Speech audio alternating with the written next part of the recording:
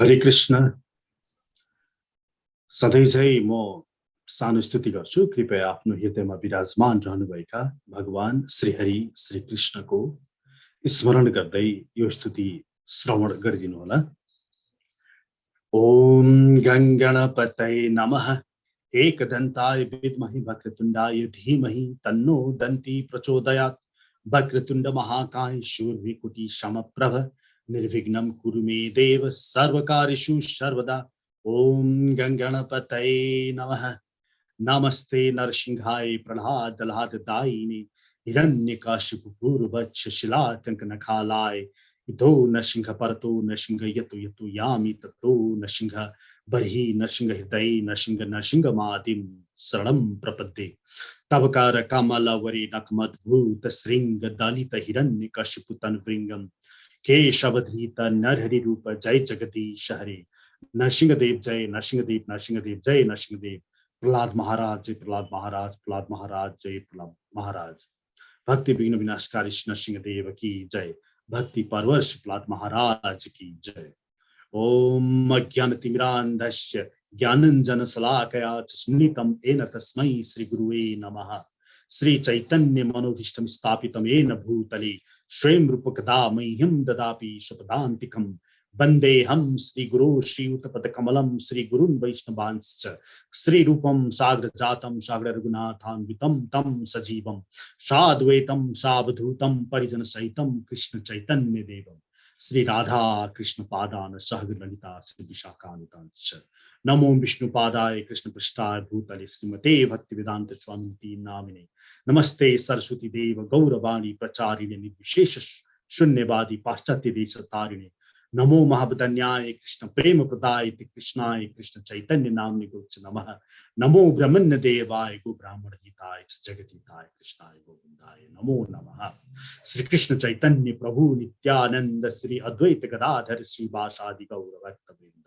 हरे कृष्ण कृष्ण कृष्ण हरे हरे हरे राम राम राम हरे हरे। ओम नमो भगवते वासुदेवाय। जन्माद्यस्य यत् अन्वयत तश्चार्तिष्वभिज्ञः स्वराट् तेने ब्रह्म हृदय आदि कवय्या मुह्यन्ति तत्सूरयः। तेजो बारी मृदां यथा विनिमय वर्तते सर्गो अमृपा धाम्ना स्वेन सदा निरस्तकुहकं सत्यं परं धीमहि सत्यं परं धीमहि सत्यं परं धीमहि। ओम रामाय नमः कृष्णाय नमः विष्णवे नमः नारायणाय नमः ओम पार्वती पतये नमः। ओम नमः शिवाय ओम दुर्गाय नमः ओम सूर्याय नमः ओम गणेशाय नमः। समस्त भगवत चरणाम अनुरागी प्रभु का चरण का समुपासक सर्वप्रथम म यहाँहरू सबैको हृदयमा विराजमान रहनुभएका त्यस सर्वद्रष्टा सर्वनियन्ता सर्वेश्वर सर्वशक्तिमान सर्वदेव पूज्य सर्वदेव स्वरूप अखिल रसामृत सिंधु भक्त बांछा कल्पतरु भगवान श्रीहरि श्री कृष्ण को श्री चरणमा म साष्टांग दण्डवत प्रणाम गर्दछु। साथै म मेरा परम गुरुदेव विष्णुपाद परमहंस परिव्राजकाचार्य अष्टोत्तर शत अभय चरणारविन्द भक्ति वेदांत स्वामी श्रील प्रभुपाद को श्री चरणमा पनि साष्टांग दण्डवत प्रणाम गर्दछु। साथै हामी गौड़िया वैष्णव का परम पूजनीय स्वयं भगवान श्री कृष्ण जो राधा भाव में यस भूधरातलमा आउनु भएको थियो भगवान श्री चैतन्य महाप्रभु को श्री चरणमा पनि म साष्टांग दण्डवत प्रणाम गर्दछु। साथै भगवान श्री चैतन्य महाप्रभु का षड पार्षदहरू श्री रूप गोस्वामी श्री सनातन गोस्वामी श्री जीव गोस्वामी श्री गोपाल भट्ट गोस्वामी श्री रघुनाथ दास गोस्वामी र श्री रघुनाथ भट्ट गोस्वामी को श्री चरणमा पनि म वल्लभ चैतन्य दास साष्टांग दण्डवत प्रणाम गर्दछु। हरि शरणम हरि ओम तत्सत्। सर्वे भवन्तु सुखिनः सर्वे सन्तु निरामयाः सर्वे भद्राणि पश्यन्तु कश्चित् दुःखभाग् भवेत्। ओम शांति शांति शांति। ऐश्वर्यस्य समग्रस्य धर्मस्य यशसः श्रियः ज्ञान वैराग्यश्च संग्राम भग इति रणा। विष्णु पुराण 6औं अंशको 5औं अध्यायको 46औं मन्त्रमा पराशर मुनिले त्यस पुरुष जसमा समग्र ऐश्वर्य छ, जसमा समग्र धर्म छ, जसमा समग्र यश छ, जसमा समग्र श्री छ, जसमा समग्र ज्ञान छ र समग्र वैराग्य जसमा छ, त्यसलाई नै भगवान भनेर भनिन्छ भनेर भन्नुभयो। भने वेदव्यासले श्रीमद् भागवत महापुराणको पहिलो स्कन्धको तेस्रो अध्यायको 28औं श्लोकमा एते चांशकला पुंसाः कृष्णस्तु भगवान स्वयं, कृष्ण नै भगवान हो भनेर त्यसलाई पुष्टि र प्रमाणित गरिदिनु भएको छ। हामी मनुष्य शरीर लिएर अहिलेको यस कालमा हाम्रो आगमन भएको छ। हामीमा मनुष्य शरीर छ, यो कर्मयोगी शरीर भने अन्य पशु कीट वनस्पति आदि सबै कर्मयोगी शरीर होइनन्। ती शरीरहरू भोग योनिमा लक्षित छ। भोग योनि अर्थात् उनीहरूको धर्म निश्चित छ। उनीहरू आफ्नो स्वधर्मबाट बाहिर डगमगाउन सक्दैनन्। कुकुरको धर्म नै भुक्नु हो, टोक्नु हो। बाघको धर्म नै मृगलाई मारेर खानु होला। जड पदार्थमा नुनको धर्म नै नुनिलो हुनु, पानीको धर्म नै शीतलता होला, तरलता होला। तर मनुष्यको धर्म के त? यहाँ अचम्मको कुरा के छ भने मनुष्य कर्म भोग योनिमा छ, कर्म योनिमा छ। अब उसँग कुनै निश्चित धर्म छैन। उसले आफ्नो व्यवहार, आफ्नो धर्म उसले परिवर्तन गर्ने उसलाई स्वतन्त्रता छ। बाहिरी खोल मनुष्यको होला, तर उसको भित्री आचरण जस्तो पनि हुन सक्दछ। ऊ कुकुर जस्तो पनि हुन सक्दछ। कसैले देखे कि भुगु जस्तो गर्न पर्ने। उसको भित्री आचरण बाघको जस्तो पनि हुन सक्छ, स्यालको जस्तो पनि हुन सक्छ, खुद मनुष्यको जस्तो पनि हुन सक्छ, अथवा देवता झैं पनि हुन सक्छ। ऊ कर्म गर्न स्वतन्त्र छ भने पशु पंक्षी आदि आफ्नो धर्ममा दृढ हुन्छ। उनीहरू अधर्म गर्न नै सक्दैन, प्रकृतिको वशमा हुन्छ।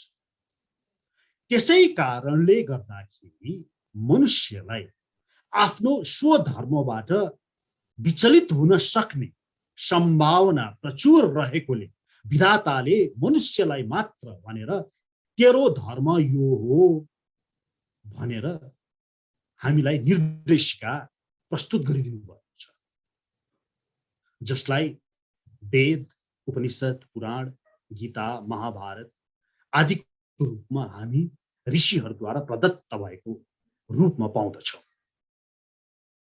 अमानित्वम, अदम्भित्वम, अहिंसा, क्षान्ति, आर्जवम, आचार्य उपासनम, शौचम, स्थैर्यम, आत्मविनिग्रह, मान अपमानमा सम रहनु, दम्भ रहित हुनु, स्थिर चित्तको रहनु, सरलता रहनु, शान्तिमयता रहनु, सधैँ गुरुको शरणमा रहेर नयाँ नयाँ ज्ञान आर्जन गर्नु, शौचम आफ्नो भित्री तथा बाह्य रूपमा शुद्ध रहनु, स्थैर्यम आत्मविनिग्रह स्थिर रहनु, आफू आत्मा हुँ भन्ने भाव लिएर संसारसँग निश्चित कर्तव्यको लागि मात्रै आरूढ रहनु, जन्म मृत्यु जरा व्याधि दुःख दोषा अनुदर्शनम, यो हुने जुन जन्म छ, मृत्यु छ, जरा छ, बुढ्यौली, व्याधि छ, रोग, यसबाट विचलित नहुनु, अशक्ति र अनुविश्वङ्ग पुत्रदार गृह आदिषु, आफ्नो पुत्र, श्रीमती, घर, पद, सम्पत्ति, यसमा किंचित पनि आसक्त नरहनु, किनभने यी नाशवान हुन्। नित्यम च समचित्तत्वम इष्ट अनिष्ट उपपत्तिषु, कुनै पनि इष्ट अनिष्ट हुन सक्छ, त्यसमा आफूलाई स्थिर राख्नु। मै अनन्य योगिन भक्तिर अव्यभिचारिणी विविक्त देशस्य वित्वम अरति र जनसंसारी, सधैँ मेरो भक्तमा रहनु, मेरो भक्ति गर्नु, यो भगवान श्री कृष्ण भन्दै हुनुहुन्छ। अध्यात्म ज्ञान नित्यत्वम, भौतिक ज्ञान अध्यात्म ज्ञान संसारमा छ, आफूलाई आध्यात्मिक ज्ञानमा आरूढ राख्नु। तत्व ज्ञानार्थ दर्शन, अनि तत्व ज्ञान मूल तत्व के हो, यो संसारमा मेरो आउनुको प्रयोजन के हो, म यहाँ आउनु अघि कहाँ थिए र यसपछि म जान्छु भनेको म कहाँ जाने हो, मेरो गति कस्तो छ। एतत् ज्ञानम इति प्रोक्तम अज्ञान एतद्रो अन्यथा, र यसलाई नै जसले यो व्यवहार गरेको छ त्यसलाई नै म ज्ञानी भनेर भन्दछु। अज्ञान एतद्रो अन्यथा, यो बाहेक जति पनि तपाईहरुले सिक्नुहुन्छ ती सबै जड ज्ञान अज्ञानै हुन् भनेर भगवान श्री कृष्णले श्रीमद् भगवत गीताको 13औं अध्यायको 8औं, 9औं, 10औं, 11औं र 12औं श्लोकमा भन्नुभएको छ। र ज्ञान भन्ने नै धर्मवीरुले आफ्नो जीवनमा लागू गर्ने त्यस्ता तथ्यहरू हुन्, आचरणहरू हुन्, निर्देशनहरू हुन्। भन्नुको मतलब अहिले भर्खर मैले जे भने जसले त्यसलाई आफ्नो जीवनमा अवलम्बन गरेको छ, जो त्यसमा आरूढ रहेको छ, त्यो आफ्नो वास्तविक मनुष्यले गर्नुपर्ने धर्ममा लागेको छ भनेर हामीले बुझ्नु पर्दछ। त्यसबाहेक जे पनि गरिन्छ अज्ञान यतदो अन्यथा, ती सबै अज्ञान हुन्, ती सबै समयको बर्बादी, ती सबै मनुष्य चोला लिएर तपाईले जुन जन्म लिनुभयो त्यसको वास्तविक प्रयोजन र उद्देश्य त्यसबाट पूर्ति भएन। वास्तवमा यो मृत्युलोक भनेको एउटा पाठशाला, यहाँ विभिन्न चेतनाका जीवात्माहरू आउने गर्दछन्। यहाँ कोही 1 कक्षामा छन्, कोही 2 कक्षामा छन्, कोही 3 कक्षामा छन्, कोही 8 कक्षा पुगिसके, कोही 10 कक्षा पुगिसके। तर जुन कक्षामा पुगे तापनि जसरी प्रत्येक कक्षामा पाठ्यक्रम पुस्तकहरू फरक फरक हुन्छ, उसै गरिकन हाम्रो वैदिक सनातन हिन्दू धर्ममा फरक फरक पदहरू औल्याइएका छन्। ती सबै कुनै न कुनै चेतनाका साधकहरूमा लक्षित भएको छ। तपाईको चेतना द्विकक्षीय छ भने स्वतः तपाई त्यही द्विकक्षाका साधक, आध्यात्मिक चेतनाका साधकलाई लक्षित पुस्तकहरूमा नै तपाई स्वतः आकर्षित भएर जानुहुन्छ।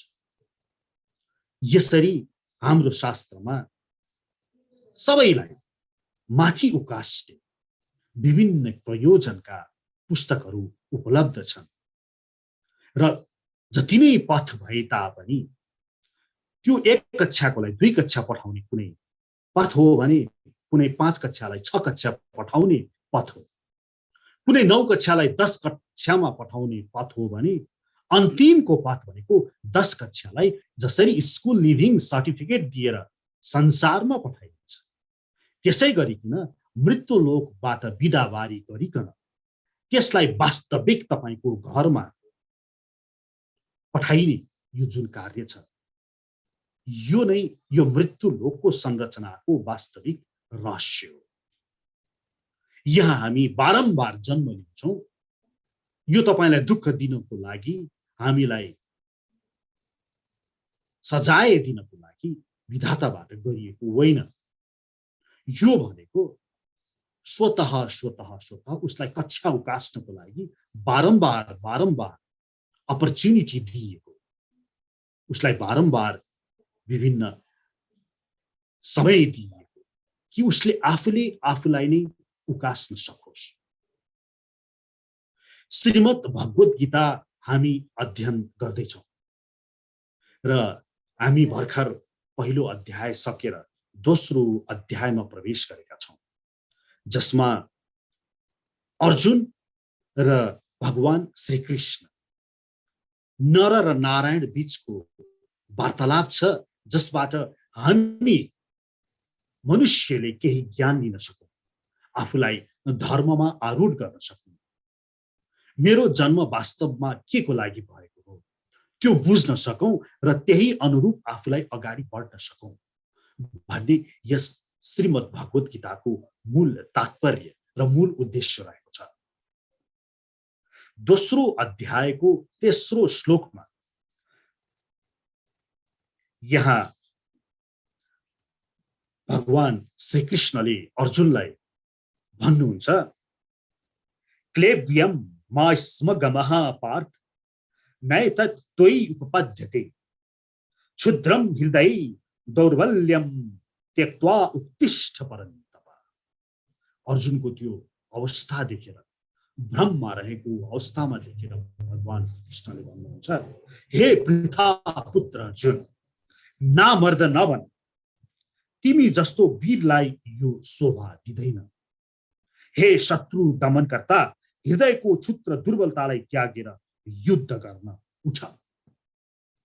भगवान श्री कृष्ण अचम्भित हुनुभएको छ, तर वास्तवमा यहाँ अर्जुनको हृदय इन्द्रिय तृप्ति, सांसारिकता भोग्ने छैन भन्ने कुरा अघिल्लो वार्तालापबाट प्रमाणित हुन्छ। तर उसमा, अर्जुनमा मात्र एउटा बोध भएको छैन, त्यो हो कर्तव्य बोध। र भगवान श्री कृष्णले यहाँ अर्जुनलाई त्यो कर्तव्य बोध गराउने प्रयास गर्नुहुन्छ। तपाई हामी यस संसारमा जब अन्यसँग आचरण गर्दछौं, यहाँ सबैभन्दा महत्त्वपूर्ण कुरो नै कर्तव्य हुन्छ भने अन्य त्यसप्रतिको आसक्ति, त्यसप्रतिको प्रेम, त्यसप्रति हुने मनोभाव, यी सबै बाह्य विषय। तपाई आफ्नो पुत्रसँग, पुत्रीसँग, श्रीमतीसँग, छोराछोरीसँग यहाँ व्यवहार गर्नु नै कर्तव्यको लागि मात्र हो भन्ने हाम्रो वैदिक सनातन हिन्दू धर्मशास्त्रले निर्दिष्ट गरेको छ। तपाईलाई आफ्नो पुत्रलाई जन्माइसकेपछि अब उसलाई लालन पालन गर्ने तपाईको कर्तव्य हो। तपाईले विवाह गरिसकेपछि श्रीमतीको सेवा गर्ने अथवा श्रीमतीले श्रीमानको सेवा गर्ने तपाईको कर्तव्य हो। जसरी दाँत माझ्नु कर्तव्य हो, दाँत भइसकेपछि त्यसलाई माझ्नु पर्दछ। तर मैले कसैले पनि मैले दाँत माझे भनेर फुर्ती अथवा फुई लगाउने गर्दैन।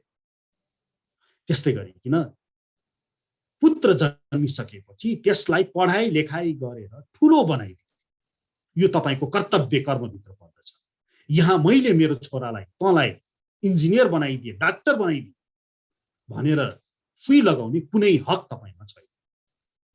श्रीमतीहरूलाई पनि मैले मेरो श्रीमानलाई, मेरो छोराछोरीहरूलाई दिन रात खाना पकाउँछु, खुवाउँछु भन्ने देखाएर यहाँ मैले यसो गरिदिएको छु भन्ने यो गर्ने तपाईहरूको हक छैन, किनभने यो कर्तव्य हो, यो कर्तव्य कर्म।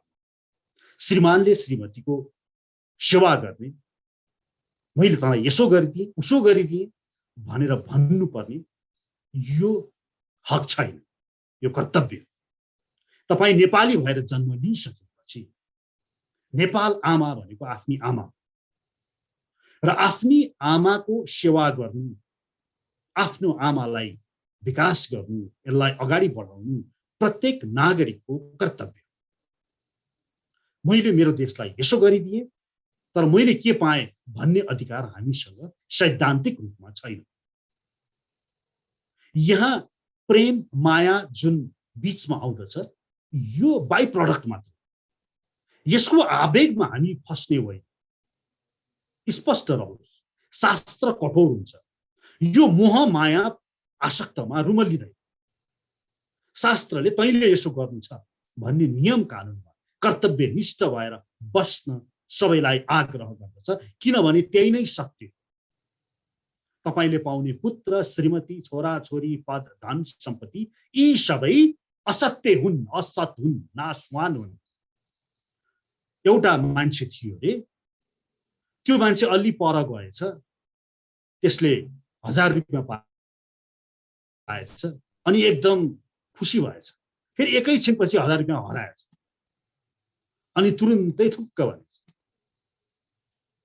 भन्दाखेरि यहाँ एकचोटि सानो हेर्नुस् त, त्यो मान्छेले खुरखुर हिँडाको मान्छेलाई काम न दाम 1000 रुपैयाँ पायो, त्यसले त्यसै किन 1000 रुपैयाँ हरायो?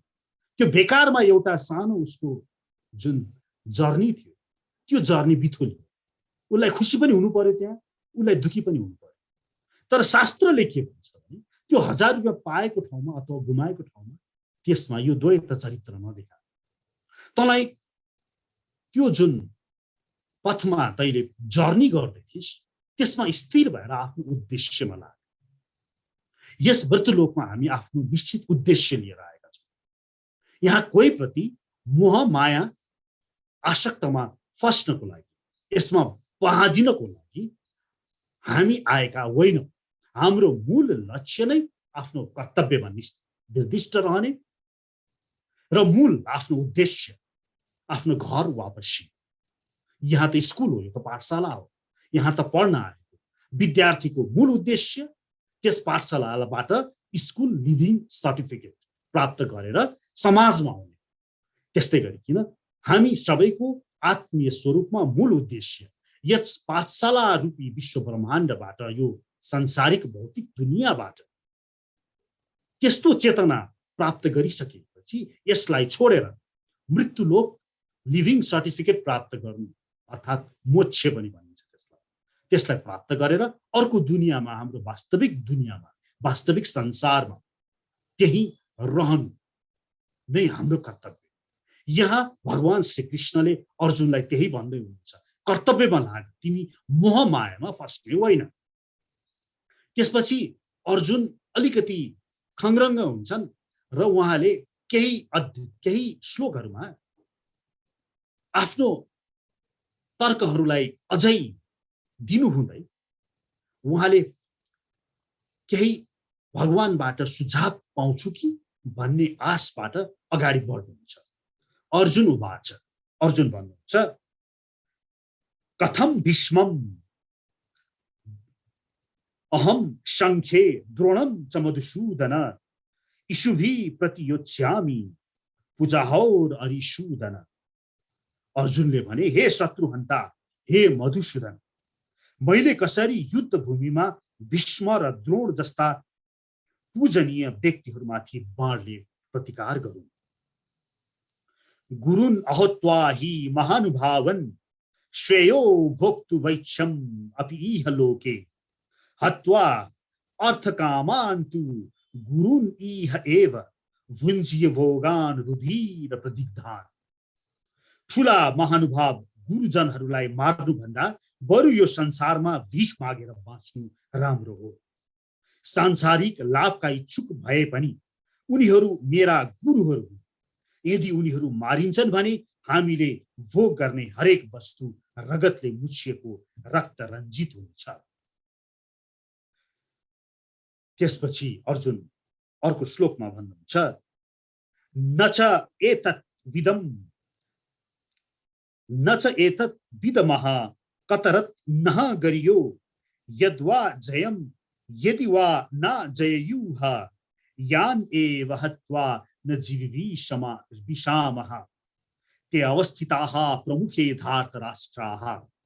हामीले उनीहरूलाई जिते राम्रो हुने हो कि उनीहरूले हामीलाई जिते राम्रो हुने हो, यो पनि हामीलाई थाहा छैन।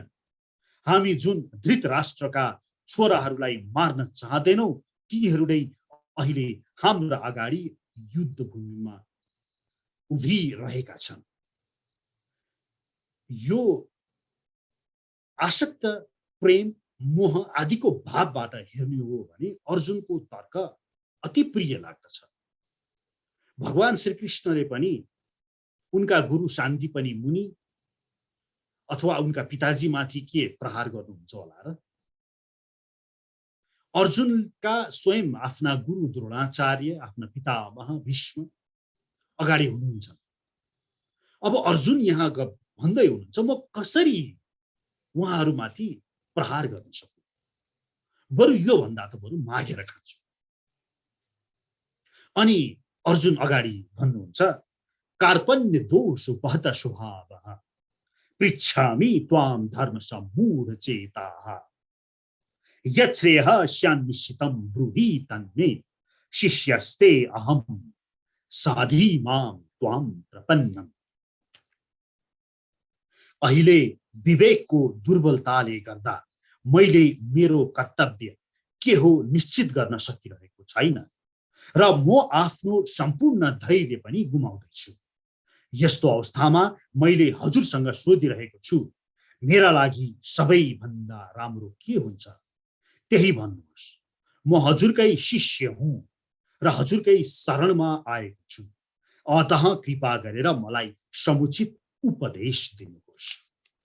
वास्तवमा भगवत गीताको यो जुन अर्जुन र कृष्ण बीचको संवादको यो पहिलो अवस्था छ, यहाँ त्यो नाटकको मञ्च नै परिवर्तन भएको छ। यहाँ अर्जुन अघिसम्म रथमा बस्ने रथी थिए र उनका सारथी थिए भगवान कृष्ण। अब तुरुन्तै अर्जुन खस्नु भयो। अर्जुन अब के भन्नु थाल्नु भयो भने शिष्यस्ते अहम साधी मां त्वां प्रपन्नम। हे कृष्ण, म हजुरको शिष्य हुँ। शिष्यस्ते अहम साधी मां, मलाई उपदेश दे। त्वां प्रपन्नम, म तिम्रो शरणमा आएको छु। कार्पण्य दोष उपहत स्वभाव, म आफ्नो बौद्धिक दुर्बलता रूपी मेरो जुन अवस्था थियो त्यो अवस्थामा प्रकाश पारिदिनु पर्यो। अब पहिलो कुरा त यो श्लोकबाट हामीले स्पष्ट यो बुझ्नु पर्दछ कि कोही पनि हामी ज्ञान यदि लिन चाहन्छौं भने आफूलाई शिष्यको स्तरमा झुकाउनु पर्दछ। हामी आफूले आफूलाई शिष्य बनाउनु पर्दछ र शास्त्रले जताततै गुरुको उपयोगिता बारे यहाँ वर्णन गरेको छ। प्रत्येक सनातनीलाई गुरु थाप्नको लागि शास्त्रले स्पष्ट निर्देशन गरेको छ। हाम्रो शास्त्रीय मतानुसार मूलतः विभाजन गर्ने हो भने 4 प्रकारका गुरुहरू हामी पाउँदछौं। शिक्षा गुरु, दीक्षा गुरु, चैत्य गुरु र वर्त्म प्रदर्शक गुरु। यसमा शिक्षा गुरु भन्नाले ती गुरुहरू भए जसबाट यहाँले कुनै पनि ज्ञान प्राप्त गर्न सक्नुहुन्छ। जो पनि शिक्षा गुरु हुन सक्दछ। यहाँले कुकुरबाट पनि ज्ञान प्राप्त गर्न सक्नुहुन्छ, पशुबाट, बिरालोबाट, बाघबाट, अथवा कुनै निकृष्ट भनिएको मनुष्यबाट पनि ज्ञान प्राप्त गर्न सक्नुहुन्छ। यी सबै गुरुहरूलाई शिक्षा गुरु भनेर शास्त्रले भनेको छ। अर्को गुरु भयो वर्त्म प्रदर्शक गुरु। वर्त्म अर्थात् पथ प्रदर्शक गुरु, जुनले तपाईलाई बाटो देखाउँदछ नि, सत्य यतातिर छ है। तेरो मनुष्यको मूल सत्य यतातिर छ। तेरो मनुष्य शरीर तैँले पाएको र के कारण पाइस् त त्यो अन्तिम फत्ते गर्नको लागि त यो बाटो हिँड है भनेर जसले औलो देखाउँछ नि त्यसलाई बाटो देखाउने गुरु, वर्तम प्रदर्शक गुरु भनेर भनिन्छ। तर कसैले बाटो देखाउने बित्तिकै तपाईले भित्र अनन्यसँग प्रश्न गर्न थाल्नुहुन्छ। तपाईको भित्रै ब्रह्म आवाज भन्छ नि, तपाईको भित्रबाट एउटा आवाज आउँछ। उसले भनेको यो कुरा म गरौँ कि नगरौँ। त्यो ब्रह्म आवाज, त्यसलाई नै चैत्य गुरु भनेर भनिन्छ। यो ब्रह्म आवाज बहुत बलियो हुन्छ। तपाईको हृदयमा नै परमात्मा निवास गर्नुभएको छ र त्यो परमात्माले सही कुरा तपाईलाई भनेको हुन्छ। मनुष्य शरीर पाएका सम्पूर्ण जीवात्मालाई भनिन्छ, एउटा बगरेलाई पनि उसले वध गर्नु अघि, पशु वध गर्नु अघि त्यो भित्रबाट ब्रह्म आवाज आउँछ, नमार है, नमार, हत्या गर्नु पाप हो। तर त्यस व्यक्तिले विभिन्न किसिमका आफ्नै भित्री तर्कहरू प्रस्तुत गर्दछ। मेरो बराजुले यसै गर्यो, मेरो बाजेले यसै गर्यो, अथवा भनौँ मेरो छोराछोरी पाल्नु छ, अथवा स्वर्ग नर्क कसले देखेको छ र यी यावत तर्कहरू गर्दै उसले त्यो आफ्नो चैत्य गुरुको ब्रह्म आवाजलाई दबाइदिन्छ र उसले आफ्नो कार्य गर्दछ। र दबाउँदा दबाउँदा ऊ त्यति उसको प्रबल भइसकेको हुन्छ कि ऊ त्यस कार्यमा निपुण हुँदै जान्छ। तर ब्रह्म आवाज चाहिँ हुन्छ है। चोरलाई पनि चोरी गर्नु कि, भ्रष्टाचारीलाई भ्रष्टाचार गर्नु कि, अथवा कुनै पनि कार्य तपाईले गर्नुहुन्छ नि जुन समाज विरुद्ध छ, जो धर्म विरुद्ध छ, त्यस बेला तपाईको चैत्य गुरु चिच्याउने गर्दछ, कराउने गर्दछ। यसलाई भनिन्छ भित्री चैत्य गुरु, ब्रह्म आवाज। भने एउटा अर्को गुरु हुन्छ दीक्षा गुरु।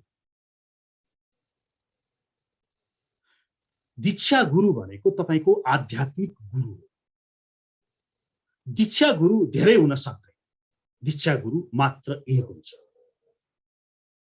हाम्रो शास्त्रले के भन्दछ भने प्रत्येक मनुष्यले, जीवात्माले आफ्नो आध्यात्मिक उन्नतिको लागि दीक्षा गुरु थाप्नु नै पर्दछ। दीक्षा गुरुले भनेको भेडाहरू देख्नुभयो होला, त्यो भेडा चराउने हुन्छ नि, त्यो जस्तै उसले के गर्दछ, सबै भेडाहरूलाई पार गराउँछ। कुनै एउटा भेडा मात्रै छुट्न गयो भनेदेखि त पनि त्यो फर्केर आउँछ चौरमा र फेरि त्यो भेडालाई लिएर जान्छ। त्यस्तै गरिकन शास्त्रले के भन्छ भने दीक्षा गुरुले तपाईलाई जब दीक्षा दिन्छन्, अब तपाई भेडा रूपी म त्यो गुरुको अगाडि म चर्दछु। अब त्यो गुरुले त्यस भेडा रूपी जीवात्मालाई फिर्ता वैकुण्ठ लिएर जाने उसले प्रण गरेको हुन्छ। जन्मौं लाग्छ। मानौ एउटा गुरुले 400 जना व्यक्तिलाई दीक्षा दियो, 379 जना उसले फिर्ता लिएर जान सफल भयो, एकजना अलि मूढ भएछ, त्यो फेरि मृत्युलोकमा आयो, त्यसले मृत्युलोकको 10 कक्षा पास गर्न सकेन भने त्यो गुरु, दीक्षा गुरु पुनः त्यो एकजनाको लागि मात्र फिर्ता गराउनको लागि यस मृत्युलोकमा त्यो गुरु आउनु पर्दछ भनेर शास्त्रीय व्याख्या पाइन्छ। तसर्थ दीक्षा गुरु भनेको मात्रै एक हुन्छ र त्यो दीक्षा गुरु सबैले बनाउनु पर्दछ भनेर वैदिक सनातन धर्मशास्त्रले निर्देशन नै गरेको छ। श्लोक नै खोज्ने, प्रमाण नै खोज्नु हुन्छ भने भगवान श्रीकृष्णले नै गीताको 4औं अध्यायको 34औं श्लोकमा तद्विद्धि प्रणिपातेन परिप्रश्नेन शिवया उपदेशान्ति ते ज्ञानम ज्ञानिनस्तत्त्वदर्शिनः भनेर सबै मनुष्यहरूलाई गुरु कहाँ जानु भनेर निर्देशन दिनुभएको छ। तद्विद्धि प्रणिपातेन परिप्रश्नेन शिवया, त्यो प्रयोजनको लागि, आफ्नो आध्यात्मिक उन्नतिको लागि तद्विद्धि प्रणिपात गर्दै गुरुका अगाडि विनम्र बन्दै, जसरी अर्जुन अहिले भइरहेका छन्। परिप्रश्नेन प्रश्न गर्दै सेवया सेवा गर्दै त्यसो गर्यो भने गुरुले तिमीलाई अवश्य पनि ज्ञान दिनुहुन्छ भनेर गुरुको उपयोगिता शास्त्रले वर्णन गरेको छ। श्रुतिको प्रमाण यदि यहाँ चाहनुहुन्छ भने पनि मुण्डको उपनिषदको प्रथम मुण्डकको दोस्रो खण्डको 12औं श्लोकले भन्छ परीक्षे लोकान कर्मचितान ब्रह्मणो निर्वेदमायान नास्ति कृत्यः कृतेन तद्विज्ञानार्थ स गुरुमेव विगच्छत् समित्पाणिः श्रोत्रियं ब्रह्मनिष्ठम्। मुण्डकोपनिषद 1:2-12। यो उपनिषदले के भन्छ भने भन्छ परीक्षे लोकान कर्मचितान ब्रह्मणो। यो संसारमा नास्ति कृत्यः कृतेन उसलाई अब पाउनु पर्ने केही चाहना छैन, उसलाई अब सांसारिकता पुगिसक्यो। त्यस्तो अवस्था भइसकेपछि उसले तद्विज्ञानार्थ स गुरुमेव अविगच्छत्, ऊ गुरुका जानु पर्यो, गुरुको अगाडि पुग्नु पर्यो। समित्पाणिः श्रोत्रियं ब्रह्मनिष्ठम्। त्यो गुरु कस्तो हुनु पर्यो रे त भन्दा श्रोत्रियम र ब्रह्मनिष्ठ गुरु हुनुपर्दछ। अब यहाँ श्रोत्रियम भनेको के हो त? यो बुझ्नको लागि हाम्रो वैदिक शास्त्रको बारेमा अलिकति जान्नुपर्ने आवश्यकता हुन्छ। हाम्रो वैदिक सनातन धर्म शास्त्रलाई यसो हेर्ने हो भने यसमा मूल 2 विधा छन्। एउटालाई श्रुति भनिन्छ, एउटालाई स्मृति भनिन्छ। यो श्रुति भनेको यो जस गुरु शिष्य परम्पराबाट आएको, यसलाई श्रुति भनेर भनिन्छ। टोल्ड भन्नु न, TOLD टोल्ड इङ्ग्लिसमा। भने स्मृति भनेको रिमेम्बर्ड, बीचमा कसैले कुनै ऋषिले त्यही कुरामा उल्लेख गर्दै उनले व्याख्यात्मक टिप्पणी दिनुभयो। यो श्रुति जुन छ यो भगवानको निश्वासबाट नै आएको भनेर शास्त्रमा व्याख्या गरिएको छ। अस्य महतो भूतस्य निश्वासितम एतेव ऋग्वेदो यजुर्वेदः सामवेद अथर्वाङ्गिरस इतिहासः पुराणः। बृहदारण्यकोपनिषद 2:4-10। ऋग्वेद यजुर्वेद सामवेद अथर्ववेद सबै इतिहास पुराण भगवानको निश्वासबाट प्रकट भयो। अब यो श्रुति पट्टि एकछिन जाउँ। यो श्रुतिलाई पनि 2 भागमा विभाजन गर्न सकिन्छ। एउटालाई आगम भनेर भनिन्छ, एउटालाई निगम भनेर भनिन्छ। यसरी बुझ्नुहोस्, यो निगम भनेको चाहिँ सैद्धान्तिक ज्ञान भने, आगम भनेको यो प्रयोगात्मक ज्ञान भनिन्छ नि, प्र्याक्टिकल र थ्योरिटिकल भने जस्तो। आगम भनेको चाहिँ प्र्याक्टिकल भयो, निगम भनेको यो थ्योरिटिकल। यसलाई अझै स्पष्ट बुझ्ने हो भने हाम्रो विज्ञान हुन्छ नि, विज्ञानमा फिजिक्स भन्ने हुन्छ। यहाँ पढ्न हुन्छ तपाईले मूल सैद्धान्तिक ज्ञान जस्तै Newton's third law of motion, the rest bodies are always in rest position, moving bodies are always in moving position until and unless they are exerted by some external force. And Newton's first law of motion, force is equal to mass into acceleration. Newton's second law of motion, त्यस्तै गरिकन there is always opposite and equal reaction भनेर Newton's third law of motion, त्यस्तै गरिकन laws of thermodynamics आदि यहाँले पढ्नुहुन्छ। यो भनेको यसलाई बुझ्नुस्, यो भनेको निगम। भने आगम भनेको चाहिँ नि त्यही ज्ञानहरूलाई नै प्रयोग गरेर अब सिभिल इन्जिनियरिङ भयो, अब त्यहाँ चाहिँ मेकानिकल इन्जिनियरिङ भयो, अब त्यहाँ चाहिँ नि डाक्टरी ज्ञान, business of medicine, business of surgery, MBBS भन्ने यो कुनै निश्चित प्रयोगात्मक, यो भनेको आगम हो।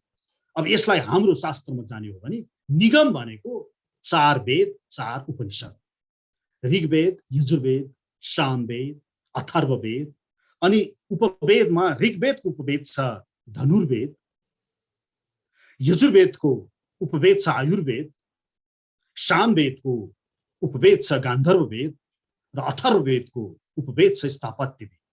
यहाँ त्यही फिजिक्सका लजहरू लेखिएको जस्तो गरेर लजहरू लेखिएको छ भने यता आगममा आइसकेपछि त्यही लजहरूबाट यहाँ शैव आगम छ, वैष्णव आगम छ, यहाँ शाक्त आगम छ। मूल रूपमा यी तीन आगमहरू प्रचलित छन्।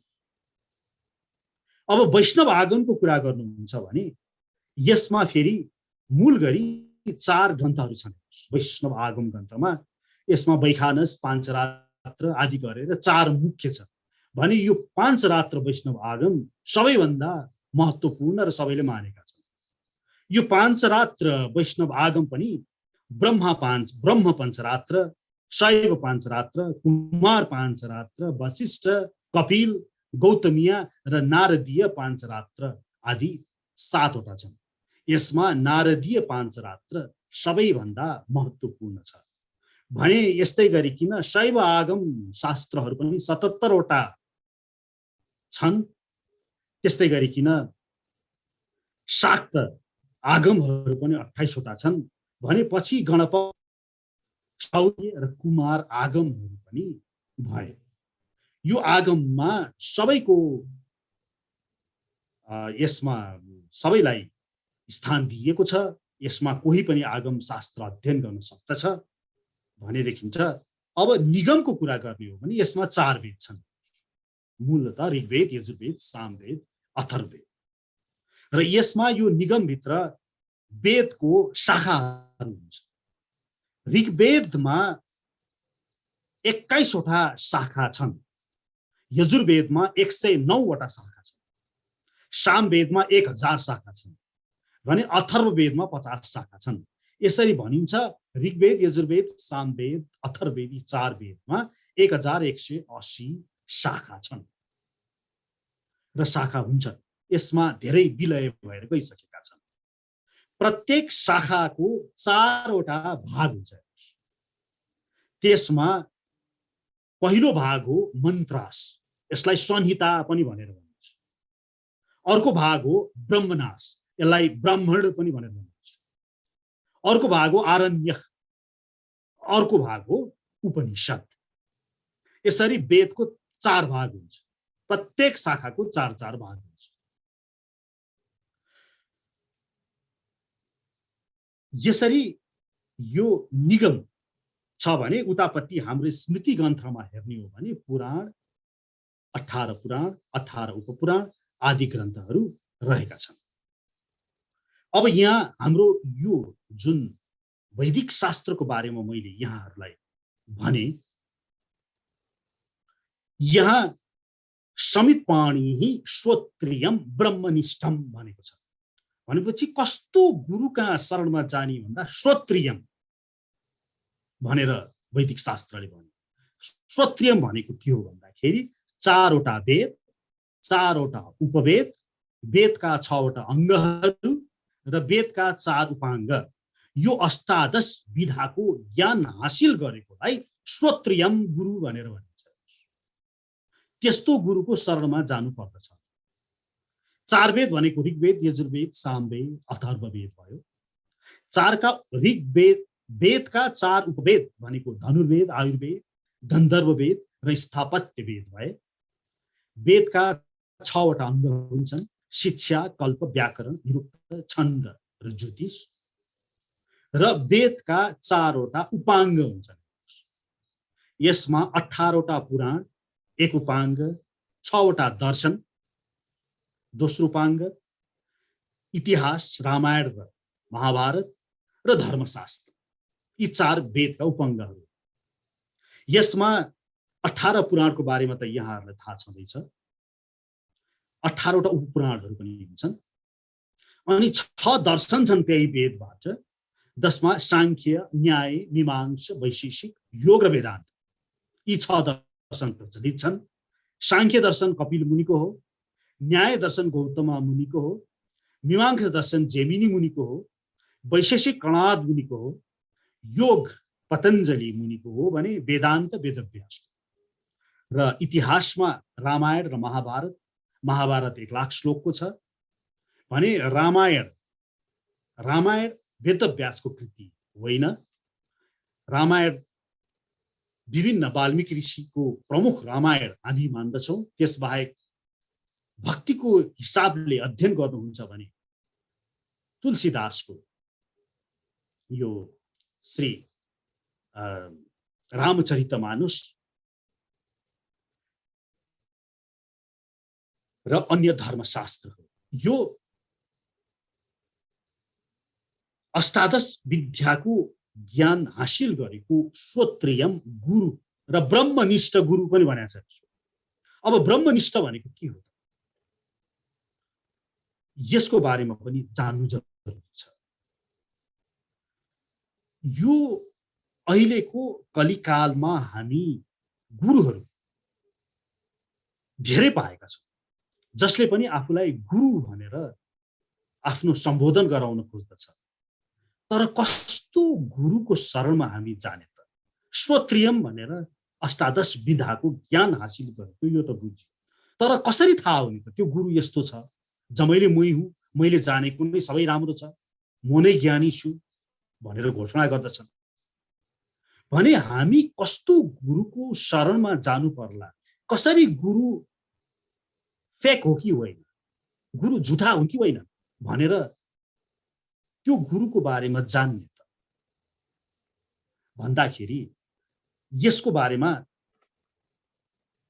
पहिलो के छ भने गुरुको ब्रह्मनिष्ठपन, त्यसलाई जाँच गर्नुपर्छ। ब्रह्म जानति ब्राह्मणः, जसले ब्रह्म जान्छ। ब्रह्मनिष्ठ गुरुले कस्तो व्यवहार गर्दछ भन्दा पहिलो नम्बरमा के देख्दछौ भने त्यो गुरु उसको जति पनि चेष्टा हुन्छ आफ्नो शिष्यप्रति, उसलाई श्रीहरि श्री भगवान श्री कृष्णका लग्ने उसको चेष्टा हुनु पर्यो। यो गुरुको पहिलो उसको गुण हुनु पर्यो। म भगवान हुँ, मै भगवान हुँ भन्दै आफूलाई नै भगवान भन्ने आजकालका कलियुगे गुरुहरूको बोलबाला भएको छ। सच्चा गुरुले आफ्नो साधकलाई श्री कृष्णका नै धकेल्छ। त्यो यदि उसमा त्यस्तो गुण देखा परेको छ भने उसलाई सच्चा गुरु मानौ। अर्को कुरा, गुरु शिष्य परम्परामा बसेको हुनु पर्यो। मैले आफ्नो यस सत्रको पहिलो कक्षामा 4 वटा श्री ब्रह्म रुद्र र सनका यी 4 गुरु शिष्य परम्पराको बारेमा अवगत गराएको थिएँ। भगवान श्रीहरि श्री कृष्णबाट ज्ञान दिइयो ब्रह्माजीलाई र त्यहाँबाट हुँदै हुँदै हुँदै जुन सम्प्रदाय आएको छ गुरु शिष्य परम्परा हुँदै, त्यो सम्प्रदायलाई ब्रह्म वैष्णव भनेर भनियो। त्यस्तै गरिकन भगवान श्री कृष्णबाट शिवजीलाई जुन ज्ञान दियो त्यसबाट गुरु शिष्य हुँदै आएको सम्प्रदायलाई रुद्र वैष्णव भनेर भनियो। त्यस्तै गरिकन भगवान श्री कृष्णबाट स्वयं 4 कुमार सनत सनातन सनन्दन सनत कुमारलाई जुन ज्ञान दियो त्यसबाट गुरु शिष्य परम्परा हुँदै आएको जुन सम्प्रदाय छ यसलाई कुमार सम्प्रदाय भनियो। भने भगवान श्री कृष्णबाट लक्ष्मी मातालाई ज्ञान दियो र लक्ष्मी माताबाट हुँदै गुरु शिष्य हुँदै आएको जुन सम्प्रदाय छ त्यसलाई श्री सम्प्रदाय भनेर भनियो। श्री ब्रह्म रुद्र र सनका अथ कलौ भविष्यन्ति 4 सम्प्रदायिनः श्री ब्रह्म रुद्र सनका वैष्णवो चिति पावन। यी 4 सम्प्रदाय रहनेछन् भनेर हाम्रो शास्त्रीय प्रमाण पनि हामीसँग उपलब्ध छ। तसर्थ यही सम्प्रदायमा दीक्षित भएको गुरु शिष्य परम्पराबाट आएको गुरु मान्नु भएको खण्डमा त्यसमा प्रमाणित गुरु भनेर हामीले बुझ्नु पर्ने हुन्छ। यदि अर्को अर्थमा भन्ने हो भने मानौ तपाईले एकजना गुरु देख्नुभयो भने तुरुन्त प्रश्न गर्न सक्नुहुन्छ कि तपाईको पनि गुरुको हुन्छ, अनि उसले आफ्नो गुरुको नाम बताउनुहुन्छ, गुरुले गुरुको नाम बताउनुहुन्छ भने गुरुको पनि गुरुको हुनुहुन्छ। पुनः प्रश्न गर्नुहोस्, यसरी प्रश्न गर्दै जानुहोस् गर्दै जानुहोस्। गर्दै जाँदाखेरि अन्तिममा कमसे कम यी 4 लक्ष्मी माता अथवा 4 कुमार अथवा ब्रह्माजी अथवा शिवजीमा पुग्नु पर्यो। अनि यदि त्यसो भएको खण्डमा उसलाई प्रमाणित गुरु भनेर मान्न सकिन्छ। त्यस्तै गरिकन अर्को गुरुको गुण हेर्ने हो भने गुरुले जे उपदेश दिनुहुन्छ उहाँले त्यो आफूमा लागू पनि गरेको हुनु पर्यो। आजकल गुरुहरू उपदेश त ठुला ठुला दिनुहुन्छ, तर आफ्नो जिन्दगी हेर्ने हो भने लागू त के उहाँहरूलाई जेलमा पनि हालिएको देखिन्छ। भने यस्ता गुरुहरूबाट हामी सावधान रहनुपर्दछ। त्यस्तै गरिकन आफ्नो स्वविचार दिने गुरुहरूदेखि पनि हामी टाढा रहनुपर्दछ। यो अति महत्त्वपूर्ण बुदा हो। मतयो यत्र गच्छन्ति तत्र गच्छन्ति वानराः, शास्त्राणि यत्र गच्छन्ति तत्र गच्छन्ति ते नराः भनेर आलेख निर्देशनमा स्वयं आदि शङ्कराचार्यले बताउनु भएको छ।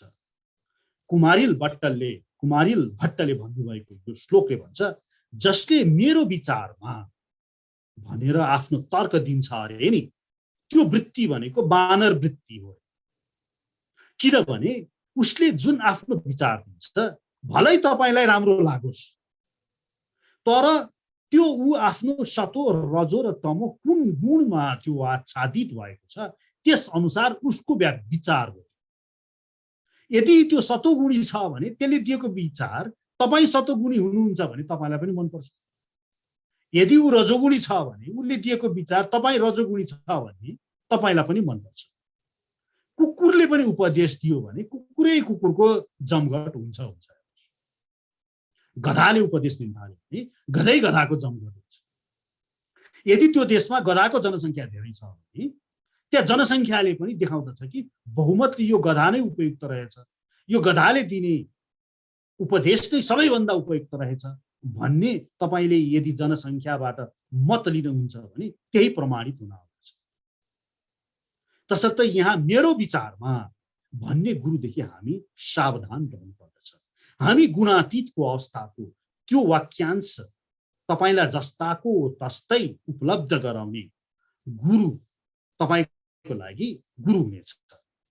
जसले तपाईलाई प्रिय लागोस् वा तपाईलाई अप्रिय लागोस् त्यसको विचार नगरिकिन शास्त्रले जे भन्दछ त्यसलाई जस्ताको तस्तै यथारूप तपाईको अगाडि पस्कन्छ, त्यसलाई वास्तविक गुरु भनिन्छ। नत्र भने त नेता कहाँ जानुहोस्, नेताले तपाईलाई मनपर्ने कुरा भनिन्छ। आध्यात्मिक गुरु कहाँ त आफूलाई मन नपर्ने कुरा पनि सुन्नु पर्दछ। मलाई मन पर्ने, उनले भनेको मलाई मन पर्छ भनेर त्यस्तो गुरु कहाँ जानुहुन्छ भने तपाईले आफूलाई नै ठग्नुहुन्छ। शास्त्रमा जे छ त्यसलाई जस्ताको तस्तै पस्किने र मेरो विचारमा नभन्ने, शास्त्रको बुदालाई ल्याएर प्रमाणित गर्दै अगाडि बढ्ने, यस्तो गुरु नै वास्तविक गुरु हो भनेर ब्रह्मनिष्ठ गुरुको अर्को गुण यहाँले यसरी पत्ता लगाउन सक्नुहुन्छ। त्यस्तै गरिकन गुरु सत्यवादी हुनु पर्यो, सत्य बोल्ने। तपाईलाई मन पर्छ भनेर असत्य पनि पक्क बोलिदिने होइन। मैले यो अघिल्लो बुदामा पनि यही कुरा नै बोल्ने चेष्टा गरेको थिएँ। त्यस्तै गरिकन गुरु निवृत्ति मार्गको पक्ष पोषण गर्ने हुनु पर्यो। यो संसारमा हाम्रा यी इन्द्रियहरू बहिर्मुखी छन्। यो बहिर्मुखी संसार पट्टि लाग्ने यो प्रवृत्ति मार्ग भने एउटा अर्को छ, त्यसलाई निवृत्ति मार्गी भनिन्छ। गुरु यदि निवृत्ति मार्गी छ, उसले निवृत्ति मार्गको पक्ष पोषण गर्दछ भने बुझ्नुहोस् कि यो गुरु ब्रह्मनिष्ठको करीब छ।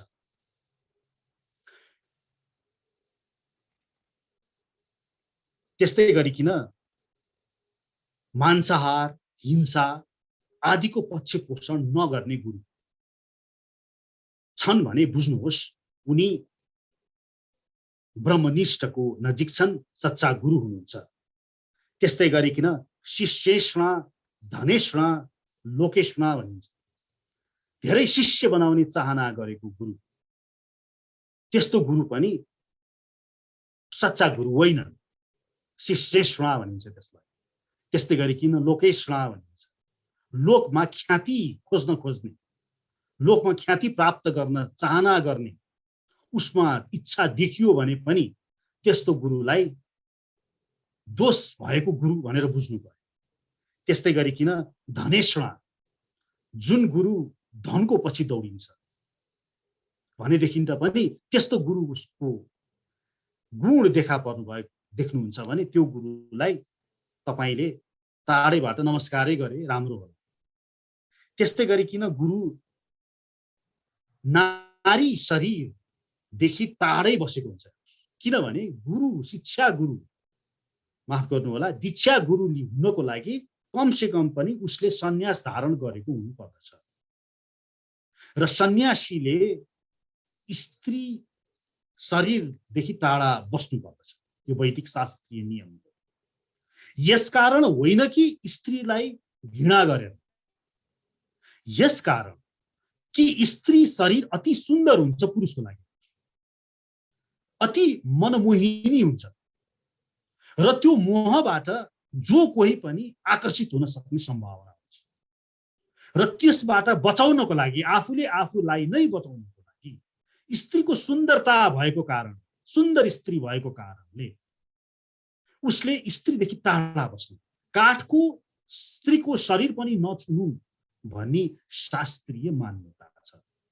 यो बुदा पनि तपाईको गुरुमा हुनु पर्दछ।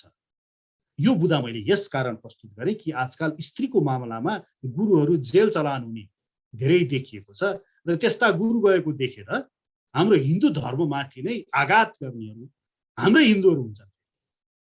तसर्थ यहाँ यो बुझ्नु जरुरी छ कि हिन्दू धर्मले त स्पष्टसँग निर्देशनात्मक निर्देशन नै दिएको छ कि गुरु भइसकेपछि, सन्यास लिइसकेपछि, चेला बनाइसकेपछि उसले आफूले आफूलाई स्त्रीहरूदेखि कमसे कम टाढा राख्नुपर्छ।